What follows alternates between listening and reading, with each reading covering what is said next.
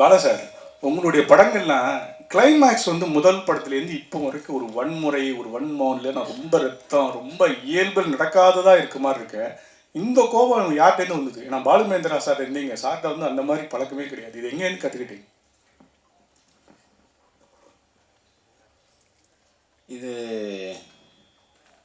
கற்றுக்கிட்டு வர்றதில்ல, அது தவறான பதிலாக கூட இருக்கலாம். அது ரத்தத்தில் இருக்குது சார். படத்துடைய ஓப்பனிங் ஆச்சு, ஹீரோ இன்ட்ரடக்ஷன் பண்ணும்போது ஒரு கையில் விநாயகர், ஒரு கையில் பெரியார் இருப்பார். அதை பற்றி சொல்லுங்கள் சார். அது அந்த படத்தோட கிளைமேக்ஸுக்கான ஒரு குறியீடு தான். கிளைமேக்ஸில் தங்கை இறந்ததுக்கப்புறம் படைத்தவனும் இங்கே கைவிரித்தானேன்னு முடியும். ஸோ ஆரம்பத்தில் என்ன, அதுக்கும் இதுக்கும் லிங்க் பண்ணுறதுக்காக ஒரு சின்ன குறியீட்டுக்காக அது வச்சுருந்தது. பாலனா, பொதுவாக வந்து நம்ம தமிழ் சினிமாக்களில் வந்து கன்னியாகுமரி மாவட்டத்தில் போயிட்டு ஏதாவது ஒரு சாங்காவது எடுத்துகிட்டு வந்துடுவாங்க. ஆனால் ரொம்ப நாள் ஆச்சு இப்போது அந்த பக்கம் போய். ஆனால் நீங்கள் முழு படமும் கன்னியாகுமரி மாவட்டத்தில், அதுவும் கன்னியாகுமரியை சுற்றி அந்த களம் எப்படி அதை தேர்ந்தெடுத்தீங்க? அதுக்கு ஏதாவது ஸ்பெசிஃபிக் ரீசன் ஏதாவது இருக்கா? இல்லை, இது வரைக்கும் கன்னியாகுமரின்னு சொல்லி முன்னாடி பழைய படம் ஒன்று வந்திருக்கு. அதுவும் மலையாள படம்னு நினைக்கிறேன். அதுக்கப்புறம் எதுவுமே எடுக்கப்படல. ஸோ மற்ற களங்கள்லாம் எடுத்துட்டாங்க. நிறைய திருநெல்வேலி, மதுரை, கோயம்புத்தூர் அது எல்லாமே எடுத்துட்டாங்க. சென்னைலாம் எல்லாமே முடிஞ்சிருச்சு. அது ஒன்று மாத்திரம் பாக்கி இருக்கே, அந்த அந்த கதைக்களத்தை எடுத்துக்கிறோமேன்ற ஒரு விருப்பம் தான். ஓகே. அண்ட் சுரேஷ் காமாட்சி பிரதருக்கு ஒரு கேள்வி. பிரதர், இது வந்து ஒரு ஆத்தென்டிக்கான இது விஷயம் கிடையாது. பட் இருந்தாலும் ஒரு நடிகராக வந்து எல்லோரும் சிம்பு அப்ரோச் பண்ண பயப்படுவாங்க, ஒரு டைரக்டராக வந்து பாலானாவை அப்ரோச் பண்ண பயப்படுவாங்க. ஆனால் நீங்கள் இந்த ரெண்டு பேரையுமே வந்து கரெக்டாக ஹேண்டில் பண்ணி ஒரு பேக் டு பேக் ஹிட் கொடுத்துருக்கீங்க. இல்லை, எப்படி நிறைய பேர் கேட்ட கேள்வி நிறைய இடத்துல நான் பதில் சொல்லிட்டேன். இப்போ நீங்கள் உங்களுக்கும் சொல்கிறேன். அப்படிலாம் கிடையாது. நம்ம சரியாக இருந்தால் மற்றவங்க சரியாக இருக்கும். அதான் நம்ம முதலே சொல்லிட்டேன். அதான், அதாவது ரிலேஷன்ஷிப்ன்றது கண்ணாடி மாதிரி தான். நம்ம சரியாக இருந்தால் மற்றவங்க சரியாக இருப்பாங்க. இப்போ நீங்கள் நம்ம எங்கேயாவது உடனே தப்பு பண்ணுறோன்னும் போது அதை வந்து அவங்க அட்வான்டேஜ் எடுக்கிறதுக்கு வாய்ப்பு இருக்கும். ஸோ நம்ம சரியாக இருந்தால் எல்லாம் சரியாக இருக்கும். நம்ம அடுத்தவங்களை குறை சொல்கிறத விட நம்ம சரியாக இருக்கணும், அவ்வளோதான். இவங்களை ஹேண்டில் பண்ண முடியும், அவங்கள ஹேண்டில் பண்ண முடியும் அப்படிலாம் கிடையாது. ஹேண்டில் பண்ண முடியாதவங்களுக்கு ஹேண்டில் பண்ண முடியும்னு நினைக்கிறவங்ககிட்ட வந்து படைப்பு திறன் இருக்காது, அவ்வளோ ஒரு இது இருக்காது. ஸோ அப்படியே நம்ம பார்க்க வேண்டியது இருக்குல்ல. இப்போ நீங்கள் எல்லோரும் நம்ம ஹேண்டில் பண்ண முடியாத ஆட்களை நம்ம சூஸ் பண்ணுறோன்னு வச்சுங்களேன், அவங்களோட திறமை இருக்காது. ஸோ அப்படியும் பார்க்க வேண்டியது இருக்குல்ல. ஸோ அதனால் அதெல்லாம் ஒரு இது கிடையாது, நம்ம நடந்துக்கிறதுல தான் இருக்குது. அருண் பிரதர், உங்களுக்கு ஒரு கேள்வி. இப்போ அவருக்கு நான் நன்றி சொல்லிக்கிறேன். என்னை பற்றி இவ்வளோ பாசிட்டிவாக சொன்ன ப்ரொடியூசர், அவருக்கு மிக்க மிக்க நன்றி. நீங்கள் இப்போ ரீசன்ட் டைம்ஸில் வந்து நிறைய அவங்க கெட்டப் சேஞ்ச் பண்ணிட்டீங்க. ஆனால் இந்த படத்தில் நீங்கள் ஃபிலிம் இண்டஸ்ட்ரியில் இன்ட்ரடியூஸ் ஆகும்போது இருந்த ஒரு அந்த கர்ல் ஹேர், தாடி வச்சு ஒரு அதான் அந்த ஆரம்பத்துக்கே போய் மறுபடியும் புதுசாக ஆரம்பிக்கிற மாதிரியான ஒரு ஃபீல் எனக்கு பர்சனலாக நான் ஃபீல் பண்ணேன். ஏன்னா பாலானாவோட படத்துக்குள்ளே வரும்பொழுது திருப்பி ஒரு வேறு ஒரு வேர்ஷனில் வரணும், இல்லை ஒவ்வொரு நடிகர்களும் வர்றாங்க. அந்த மாதிரி நீங்கள் ஏதாவது ஃபீல் பண்ணீங்களா? அவங்க கெட்டப் எப்படி, ஏன் அந்த மாதிரி பழைய இதுக்கு போனீங்க அப்படின்றது? இல்லை, பாலா சார் ஒரு விஷயம் மைண்டில் வச்சுருந்தாங்க, இந்த கதாபாத்திரம் இப்படி இருக்கணும், இப்படி பண்ணணும் அப்படின்ட்டு. ஸோ அதுதான், அது பாலா சாரோட விஷன் தான். ஸோ அதுக்கு தகுந்தாப்பில் தான் நம்ம பண்ணோம். எனக்குமே வந்து டோட்டலாக நான் இது வரைக்கும் பண்ண படங்களில் அப்படியே மாறுபட்டு பண்ணது தான் இன்றைக்கி இந்த பேர் கிடச்சிருக்கு அப்படின்னு நான் நினைக்கிறேன். ஸோ அதுக்கு பாலா சாருக்கு தான் நன்றி. வாழ்த்துக்கள், வாழ்த்துக்கள்.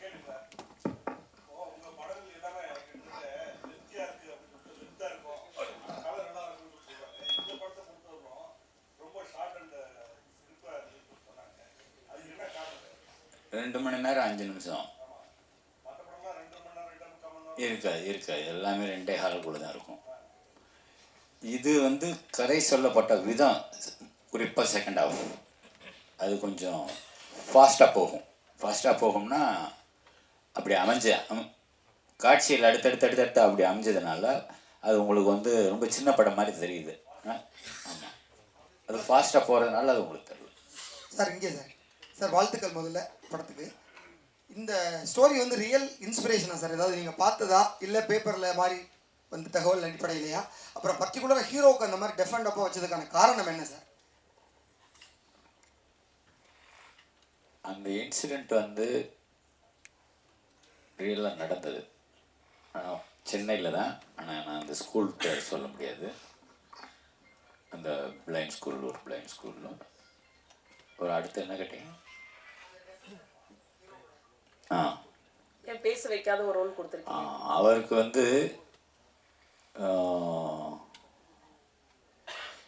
பேசியே தான் வசனத்தில் சொல்லியே தான் புரிய வைக்கணுன்ற ஒரு ஒரு ஒரு இந்த காலத்தில் பேசாமலையும் புரிய வைக்கலாம் அப்படின்னு எடுத்துக்கிட்ட ஒரு ஒரு ஒரு ஒரு முயற்சி. பல சார்.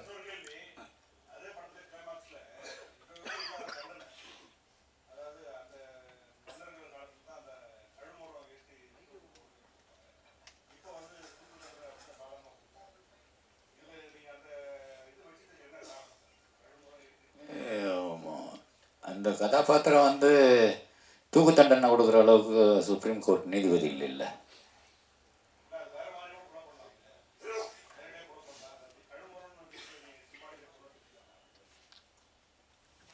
அது அந்த காலத்தில் நடந்திருக்கு இல்லையா, அந்த இடத்துல அது நடந்துருச்சு, அப்படிதான் எடுத்துக்கணுமே தவிர அதுக்கு ஒரு காரணம் என்ன அப்படின்றது நம்ம தேட வேண்டியதில்லை. பாலா சார், உங்கள் படங்களில் பழைய படங்கள் பார்த்தாலும் இந்த படம் தான் பார்த்தாலும் ஒரு கிறிஸ்டியானிட்டியை வந்து கிண்டல் பண்ணுவீங்களா, விமர்சனிக்கீங்களா, இல்லை வேறு பண்ணுவீங்களா தெரியல. ஒன்று, அவர் நடிகர் திலகம் சிவாஜி கணேசன் இந்த பட கேரக்டரும் சரி, அவனி வள்ளியும் ஒரு நடிக்கிற மாதிரி வரும். அது வந்து உங்களோட ஒப்பீனியன் என்ன சொல்ல வரீங்க நடிகர் திலகத்தையும் கிறிஸ்டியானிட்டி? கிறிஸ்டியானிட்டியை சும்மா ஏதோ செட்டையர் பண்ணுறன்ற மாதிரி நீங்கள் அதை தவறாக எடுத்துக்கிற கூடாது. அந்த ஒரு பாட்டை கேட்டு பாருங்க, ஆடியோவில் அந்த சின்ன பொண்ணு தங்கச்சி பாடுற பாட்டை கேட்டு பாருங்க, அப்படி சொல்லவே மாட்டீங்க. முழு பாட்டையும் கேட்டிங்கன்னா சொல்ல மாட்டீங்க. நடிகர் திலகம் சிவாஜி கணேசன் என்ன எதில் வந்தார் இதுக்கு முன்னாடி?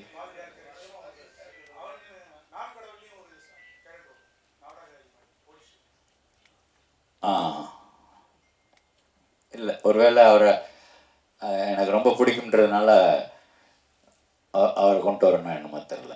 டைரக்டர் சார் வந்து கடுமையான தண்டனைகள் வேணும், இங்கே தான் கடுமையான தண்டனைகள் வேணும் அப்படின்னு நினைக்கிறீங்களா? ஏன்னா அரபு கண்ட்ரியில் அந்த மாதிரி தண்டனை இருக்குது, அது மாதிரி இந்த படத்தில் சொல்லியிருக்கீங்களே. இதை விட கடுமையான தண்டனை கொடுக்கணும் அப்படிங்கிறது தான் என்னோட ஆசை.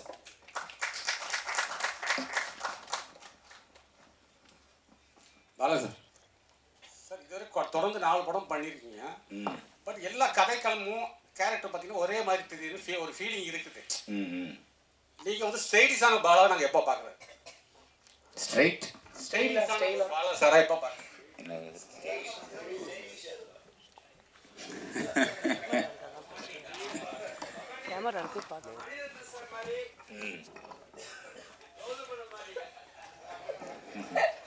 ஆமாம், அப்படி ஒரு படம் எடுக்கலாமே. ஒரு கதை இருந்தால் கொடுங்க, எடுப்போம். பாலாண்ணா, இல்லை இல்லை இல்லை, இதில் தான் முழுமையாக இருக்கேன், ரெடி ஆகிட்டு இருக்கு. பாலாண்ணா ஆக்சுவலாக அந்த பாலாண்ணா இங்கே படத்தில் ஃபுல்லாக இவர் அருண் விஜய் பேசும்பொழுது அவங்க சிஸ்டர் தான் அவங்க டிரான்ஸ்லேட்டர் மாதிரி எல்லா விஷயங்களும் பேசிகிட்டு இருப்பாங்க, எல்லாத்துக்கும் மற்றவங்களுக்கு புரிய வைக்கும் பொழுது.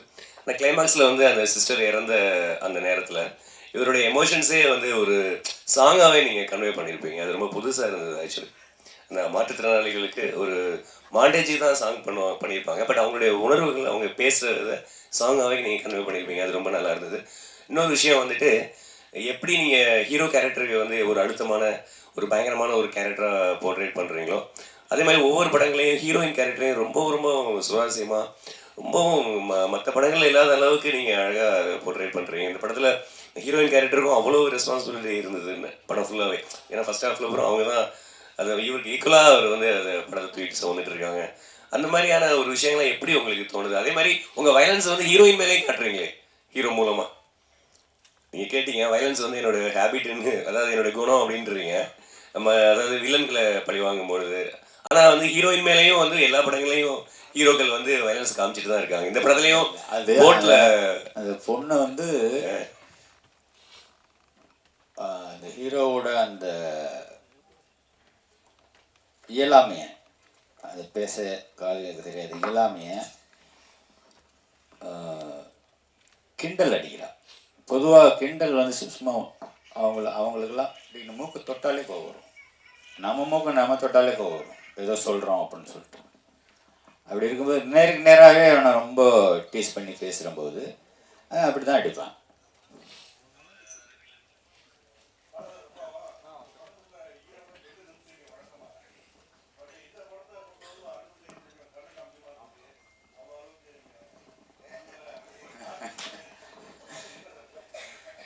இல்லை இல்லை, தனிப்பட்ட கருணை எல்லாம் ஒன்றும் கிடையாது. மற்ற ஹீரோஸ்க்கு கொஞ்சம் விட கொஞ்சம் ஸ்ட்ராங் பர்சனாலிட்டி இல்லையா அருண். ஸோ அதனால் என்னால் ஈஸியாக வேலை வாங்க முடிஞ்சது. அதனால் அது உங்களுக்கு கம்மியாக இருக்கிற மாதிரி தெரியுது. இன்னும் நிஜமாக எடுத்தோம்னா அது இன்னும் ஓவர் வயலன்ஸ் ஆகிடும். ஏன்னா இன்னும் பேலன்ஸ் இருக்குல்ல, இன்ட்ரோல் பார்க்கறதுக்கு கிளைமேக்ஸ் இருக்குது. அதுக்கு முன்னாடியே மற்ற அடியெல்லாம் போட்டோம்னா அது கிடைக்காது நமக்கு.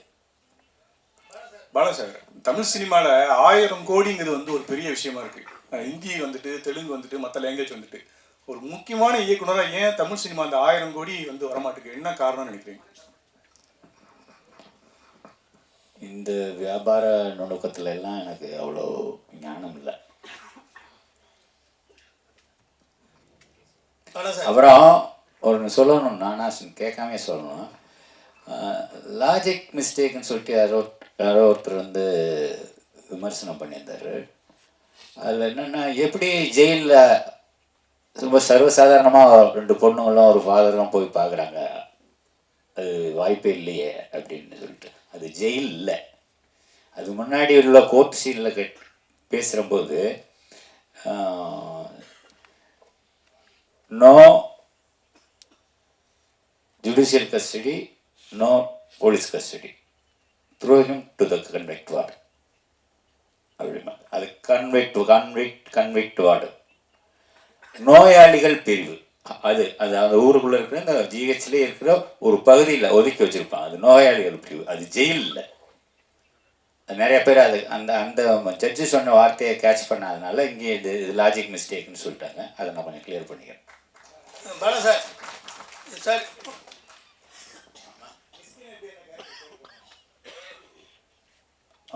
மிஸ்கின் எனக்கு இந்த ஓனாய் மாட்டுக்குட்டியிலேருந்தே எனக்கு அந்த அந்த இதில் பரியல் கிரவுண்டில் ஒரு மெழுகு மத்தனை ஏற்றி வச்சுட்டு பேசுகிற ஒரு லென்த்தி ஷாட்டு, ஒரே ஷாட்டில் ஒரே டேக், அப்போ இருந்தே நான் ரொம்ப அவங்க கூட சேர்ந்து படம் பண்ணிடணும் அப்படின்னு எனக்கு ரொம்ப ஆர்வமாக இருந்தேன். அது இந்த படத்தில் நிறைவேறிருக்கு.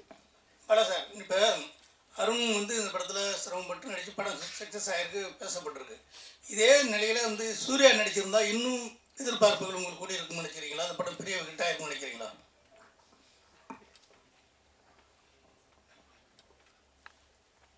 இப்போ இந்த படம் ஹிட் ஆயிருக்குல்ல, இன்னார் நடிச்சிருந்தா அமிதாப் பச்சன் நடிச்சிருந்தா, ஷாருக் கான் நடிச்சிருந்தா, அப்படி அது எதுக்கு பேக்கில் போகணும்? ஒன்ஸ் முடிஞ்சு போச்சு, ரிலீஸ் ஆகிடுச்சு, ஹிட் பண்ணி கொடுத்துட்டீங்க, அப்புறம் திரும்ப நம்ம ஏன் பேக்கில் போய் திரும்பி பார்க்கணும்? சரி, அப்படின்னு ஒரு சார், இப்போ இந்த பாலடைஞ்ச கிணத்துலேருந்து நிறைய பொருள்கள் மேலே வரும், அதில் ஒரு பலகை வரும். அந்த பலகத்தில் நான் இருக்கும் இடத்து செல்வம் கொளிக்கும் அப்படின்னு ஒரு காமெண்ட் பண்ணுற மாதிரி பண்ணியிருப்பீங்க. அதேமாரி பெரியார் சிலையை சோத்து கையில் தூக்கிட்டு வருவார், பிள்ளையார் சிலையை பிச்சை கையில் தூக்கிட்டு வருவார். அப்போ இதில் ஏதாவது உங்களுக்கு எப்போதுமே கொஞ்சம் நாத்திகரத்தில் உடன்பாடு உள்ளவங்க, இந்த மனநிலையை எப்படி பண்ணியிருந்தீங்க? இந்த காரணம்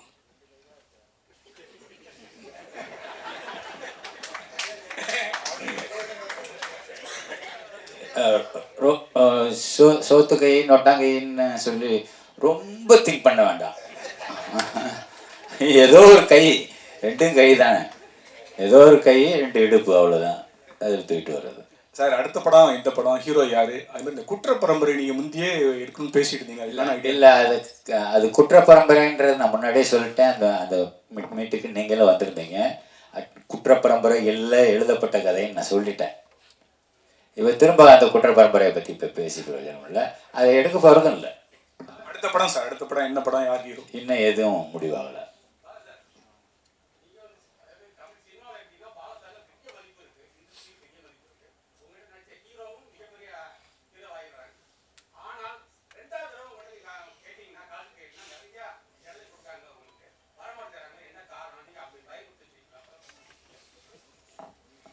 என்னை பார்த்தா அவ்வளோ பயமாக இருக்கு. இல்லை பொதுவாகவே எல்லாரும் கேட்குற கேள்வி, கோவக்காரரு பட்டுன்னு பேசிடுவார் அது இதுன்னு. அப்படி ஏதாவது நடந்திருக்கா அப்படின்னு சொல்லி சுரேஷ் காமாட்சிட்ட கேளுங்க, இல்லை அருண் விஜய்கிட்ட கேளுங்க, இல்லை படத்தில் நடிச்ச யார்கிட்ட வேணாலும் கேளுங்க. என்னைக்காவது ஒரு நாள் முகம் சுண்டிருக்கணும் நான் கூட கேட்டு பாருங்க, அது அவங்களே சொல்லட்டும் பதில்.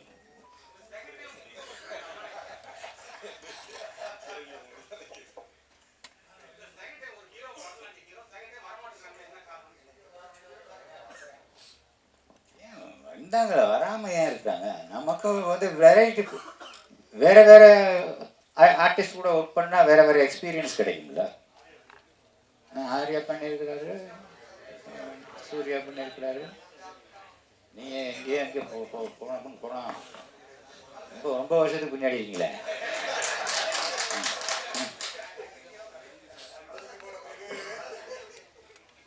அருண் விஜய் சார், நான் ஒரு கேள்வி கேட்குறேன் சார்.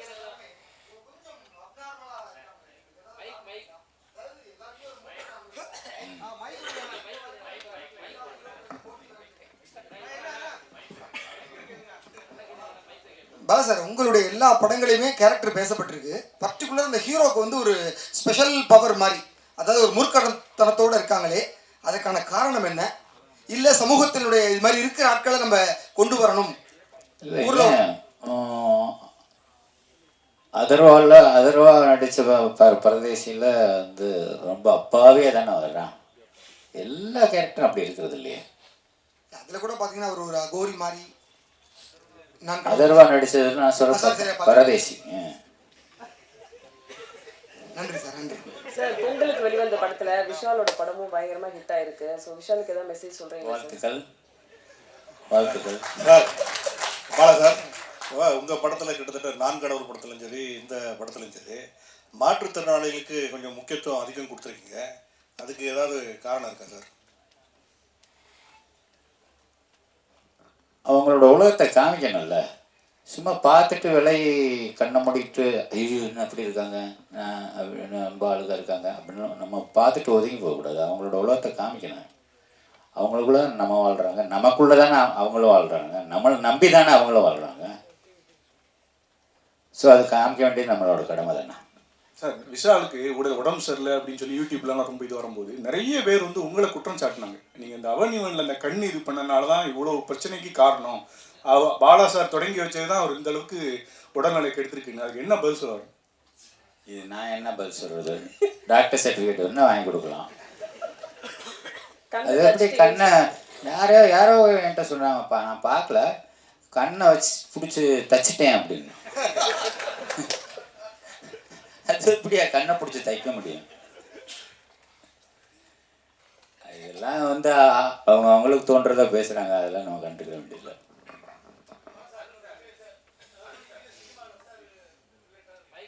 சார், அருண் விஜய்க்கு ஒரு கொஸ்டின் சார்.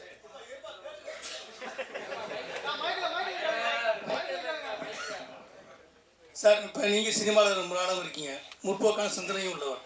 அதே மாதிரி சீமானும் சினிமாலாம் இருக்கார், அவரும் ஒரு முற்போக்கான சிந்தனையாளர். இப்போ சமீப காலமாக பெரியாரை பற்றி ஒரு அவதூறு கருத்து பரப்பிட்டு நிறைய இடத்துல ஒரு பரபரப்பாக கருத்துன்னு போயிட்டு இருக்கு. அதுக்கு உங்களுடைய கருத்து என்ன, அப்படின்னா என்ன நினைக்கிறீங்க? பற்றி பேசுறது சரியா? அவர் என்ன சொன்னாருன்னு இப்போ வரைக்கும் எனக்கு தெரியாது. நேற்று நைட்டு கூட அவர்கிட்ட பேசும்போது கூட அது என்னன்னே சொன்னீங்கன்னு நானும் கேட்கல.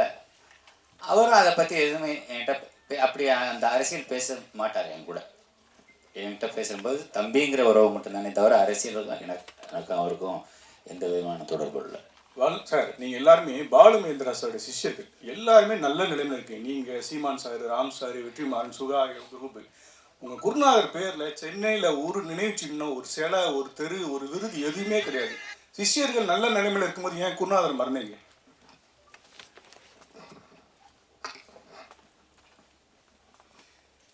மறந்தீங்கன்னு எப்படி சொல்லணும்? அவர் தான் நமக்குள்ளே இருக்கிறாரு, எங்களுக்குள்ளே எல்லாருக்குள்ளேயும் இருக்கிறாரு. ஆனால் அடுத்த தலைமுறைக்கு என்ன பண்ணணும்? அதாவது தெரு பேர் வைக்கலாம், ஒரு சிலை வைக்கலாம்னு சொல்ல வர்றாரு. அது அரசாங்க முடிவெடுக்க வேண்டியது. நம்மளே ஒரு தெரு உருவாக்கி நம்மளே பேர் வச்சோம்னா விடுவாங்களா? அதனால முறைப்படி தான் செய்யணும். சார் அருண் விஜய்கிட்ட ஒரு கேள்வி. அருண்ஜி சார், ரொம்ப நாள் எதிர்பார்த்துட்டு இருந்த ஒரு விஷயம் பாலா சார் கூட பண்ணணும் அப்படின்னு, அது அமைஞ்சது. என்ன விஷயத்த கற்றுக்கிட்டீங்க பாலா சார்ட்டு? இந்த அனுபவம் எப்படி இருந்தது? இல்லை, ஒரு மறக்க முடியாத அனுபவம். ஒவ்வொரு விஷயமும் எனக்கு வந்து இதில் அவ்வளோ விஷயங்கள் கற்றுக்கிட்டேன். ஒரு கதாபாத்திரத்தோட ஆழத்தை புரிஞ்சுக்கிறது எப்படி அப்படின்ற ஒரு விஷயம் பாலா சார்ட்டு அது ஒரு விஷயம் கற்றுக்கிட்டேன். அதான் எனக்குள்ளே இருக்கிறத இது என்னால் பண்ண முடியும் அப்படின்னு என் மேலே எனக்கு நம்பிக்கை கொடுத்தது Bala sir. So I think அதுக்கு நான் ரொம்ப நன்றிகள் பாலா சாருக்கு இந்த நேரத்தில். ஸோ எவ்ரிதிங் இன்னைக்கு எல்லாரும் அப்லாட் பண்ணுறாங்க, எல்லாருமே சொல்கிறாங்கன்னா அது பாலா சார் எனக்குள்ளே இருக்குது அப்படின்னு சொல்லிட்டு அதை வெளியில் கொண்டு வந்தார். So thank you so much Bala sir. உங்கள் கேள்விகளுக்கு நன்றி. பொங்கல் படமாக வந்த வணங்கான் படம் மிகப்பெரிய வெற்றியாக்கிய ஊடகத்தையும் கொண்டு போய் சேர்த்த மக்களுக்கும் படக்குழுவினர் சார்பில் நன்றி. மீண்டும் சந்திப்போம். ஒரு குரூப் ஃபோட்டோ.